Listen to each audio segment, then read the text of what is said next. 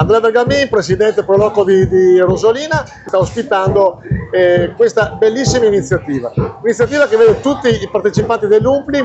Ogni anno aumentiamo il pubblico, aumentiamo chi usufruisce di questa bella iniziativa. Ci sono 10 pro loco dalla provincia di Rovigo, l'UMPLI provinciale di Rovigo. Un'iniziativa organizzata dall'UMPLI provinciale di Rovigo dove ogni pro loco propone il suo piatto tipico.